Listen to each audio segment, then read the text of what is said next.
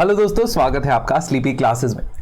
जब मैंने यूपीएससी की तैयारी शुरू की थी तो सब मुझे कहते थे कि एनसीईआरटी एनसीईआरटी एनसीईआरटी ये किताब जरूर पढ़नी है।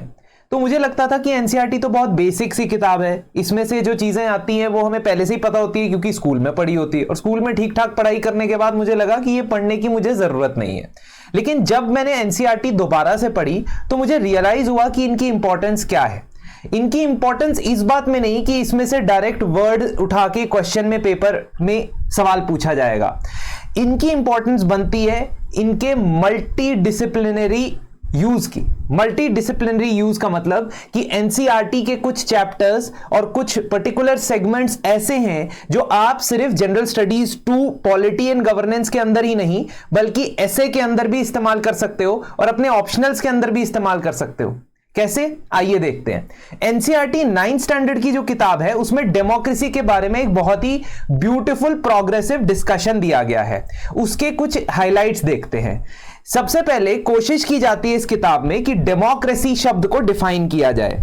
हमें पता है कि डेमोक्रेसी को हम बहुत ज्यादा यूज करते हैं as a very proud thing कि हमारी कंट्री एक डेमोक्रेसी है। हाँ, कुछ लोगों को तकलीफ है इस बात से कि डेमोक्रेसी जो है वो बहुत ज्यादा नुकसान भी करती है देश को, और ये इसके दोनों एस्पेक्ट्स अवेलेबल है। बट जनरली ये देखा जाता है कि डेमोक्रेसी एक रिस्पेक्टेबल फॉर्म ऑफ गवर्नमेंट होती है वर्ल्ड वाइड। डेमो मतलब कि लोग और क्रेसी मतलब कि रूल। अगर इसका सबसे बेसिक फॉर्म ऑफ डेफिनेशन देखा जाए तो ये किताब आपको बताती है कि democracy is a form of government in which the rulers are elected by the people. है ना, आपने इब्राहिम लिंकन की स्टेटमेंट भी सुनी होगी कि democracy is government for the people, of the people and bye the people.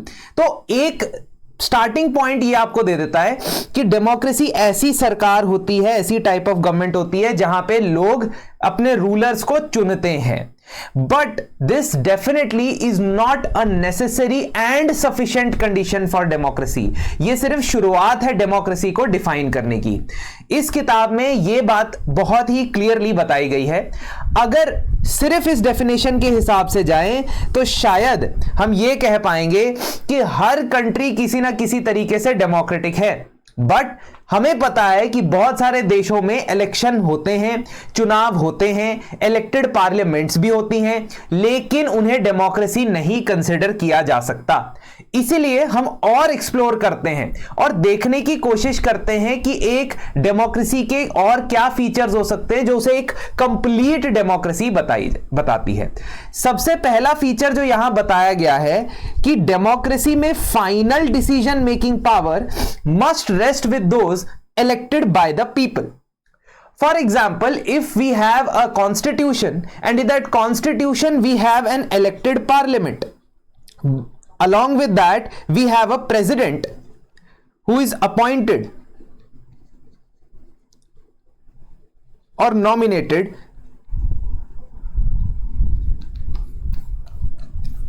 ठीक है।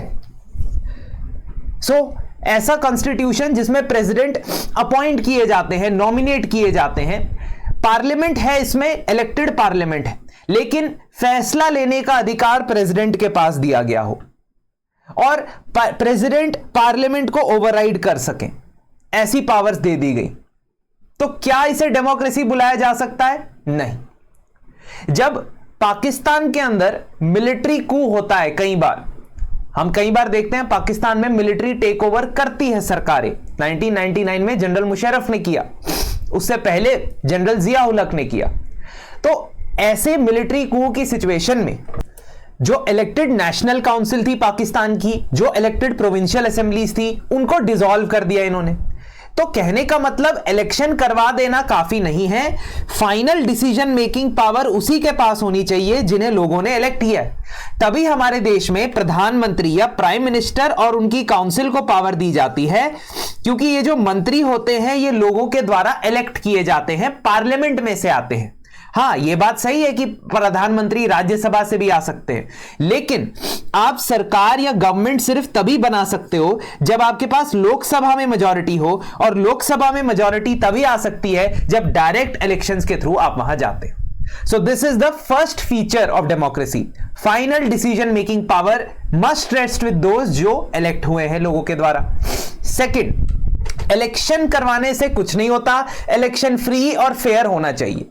चाइना में नेशनल पीपल्स कांग्रेस के लिए इलेक्शन होते हैं। इस इलेक्शन में कम से कम 3000 मेंबर्स इलेक्ट होके आते हैं, कुछ मेंबर्स आर्मी से भी आते हैं।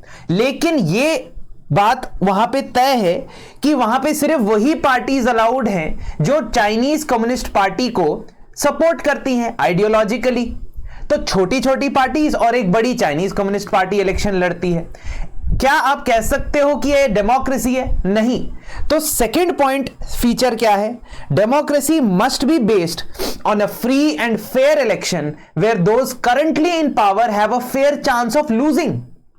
अगर आप किसी तरीके से सारी की सारी पॉलिटिकल पार्टीज जो ऑपोजिशन में है उसे बैन लगा देते हो, उन्हें कॉन्टेस्ट करने से रोक देते हो इलेक्शन, तो इसका मतलब वो डेमोक्रेसी नहीं है। रीसेंट टाइम्स में एलिगेशंस लगे बांग्लादेश के ऊपर, जहां पे बांग्लादेश में मेन जो ऑपोजिशन पार्टी थी उस पर बैन लग गया। तो बांग्लादेश में शेख हसीना दोबारा सरकार बना पाती है फरवरी के इलेक्शन के बाद। वहां पे ये वाला कंपोनेंट जो था थोड़ा मिसिंग नजर आया कि फ्री एंड फेयर इलेक्शन नहीं हो पाया, तो उसे डेमोक्रेसी या डेमोक्रेटिक रेटिंग्स उसकी कम हुई।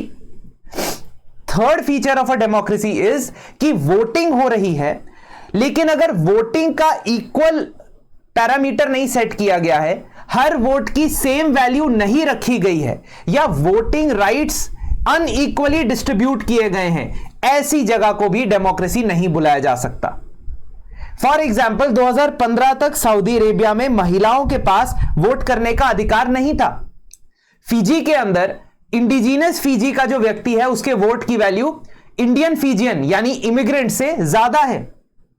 यूनाइटेड स्टेट्स ऑफ अमेरिका में जब तक इमेंसिपेशन नहीं हुआ था और जब तक सिविल वॉर नहीं हुआ था, उससे पहले तक प्रेसिडेंशियल इलेक्शंस के अंदर जो ब्लैक स्लेव्स हुआ करते थे उनकी वोट की value used to be less than the vote value of a white person. ये सब चीजें जब देश के अंदर हो तो इसका मतलब वो डेमोक्रेसी नहीं है। इसका मतलब तीसरा फीचर ऑफ डेमोक्रेसी क्या है कि each adult citizen must have one vote and each vote must have one value as we see in our country under article 326।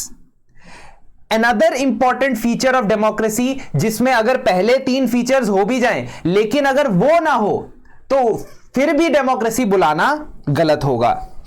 अगर किसी डेमोक्रेसी के अंदर रूल ऑफ लॉ नहीं है, रूल ऑफ लॉ का मतलब है कि कानून सब पे अप्लाई होता है और कोई भी कानून से ऊपर नहीं है। अगर ऐसा नहीं हो रहा है, if such a thing is not happening in a country, then that country can not be called a democracy. So the fourth feature of democracy is that a democratic government rules within limits set by constitutional law and citizens' right. आपसे UPSC prelims में कई बार पूछा जाता है कि constitutional government का क्या मतलब है। कॉन्स्टिट्यूशनल गवर्नमेंट का मतलब होता है लिमिटेड गवर्नमेंट। अगर किसी गवर्नमेंट के पास अनलिमिटेड अधिकार हो, यहां पे इस किताब में वो एग्जाम्पल देता है रॉबर्ट मुगाबे की, जो जिम्बाब्वे के प्रेसिडेंट बने आफ्टर उसे इंडिपेंडेंस मिली from Europe in 1980। White minority rule से उसे इंडिपेंडेंस मिली। बनाई उन्होंने भी पॉलिटिकल पार्टी थी, लेकिन उन्होंने अकेले रूल करना शुरू कर दिया और इलेक्शंस रेगुलरली करवाने के बावजूद सिर्फ और सिर्फ उनकी पॉलिटिकल पार्टी बार बार इलेक्शन जीतती थी।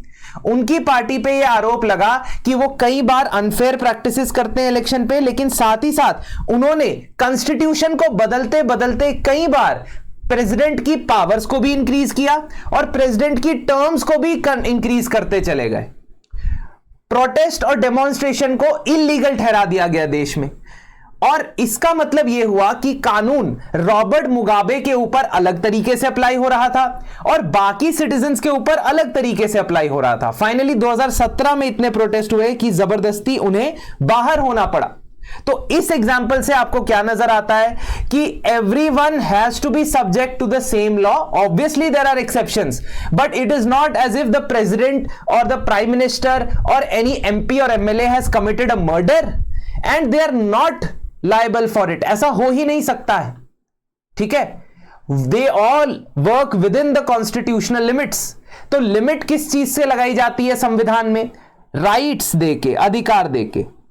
क्योंकि अगर किसी भी सरकार के पास आर्बिट्रेरी पावर होगी तो वो सबसे पहले आपके अधिकारों को वायलेट करेगा और कहेगा कि क्योंकि ये पावर्स दी गई है मुझे, इसलिए मैं कर रहा हूं।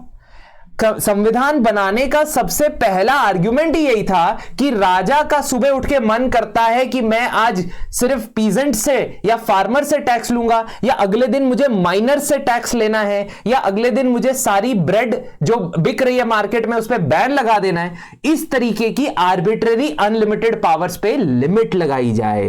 तो चौथा फीचर एक डेमोक्रेसी का क्या है? एक डेमोक्रेसी वो है जहां पे गवर्नमेंट सिटीजन्स के राइट्स और कॉन्स्टिट्यूशनल लॉ के लिमिट्स के अंदर काम करती है। Otherwise that will be a majority, that will be a government that is ruled by the people or elected by the people, but it is not working for the people.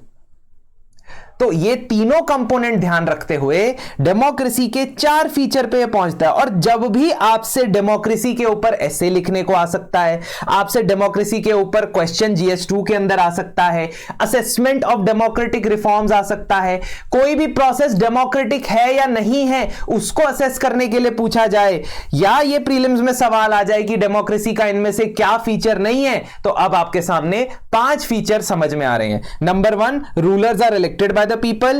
Second, those who are elected are responsible for the decision making. Third, fair and free elections are held and people have a choice to elect their people, elect the rulers of their choice.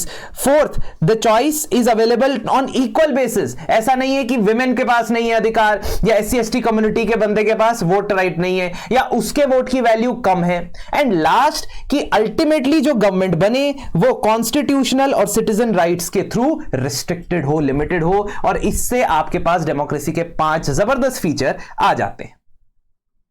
दोस्तों, आपको याद दिलाना चाहूंगा कि हमारा GS foundation course 2024 का batch 4 launch हो चुका है, और इस कोर्स के अंदर आपको अभी अर्ली बर्ड डिस्काउंट मिल रहा है। यहां पे कंप्लीट जनरल स्टडीज के कंटेंट के साथ साथ आपको ऐसे, subject wise daily current affairs, quiz और मेंस आंसर राइटिंग के लिए भी यहां पे क्वेश्चंस मिलेंगे। साथ ही साथ आपको मेंटोरशिप भी अवेलेबल हो सकती है। तो आप ये देखिए कि अभी अगर अवेल करते हैं तो एडिशनल डिस्काउंट प्राप्त कर सकते हैं, अदरवाइज YouTube पे हमारी मुलाकात होती रहेगी। धन्यवाद and have a very nice day ahead.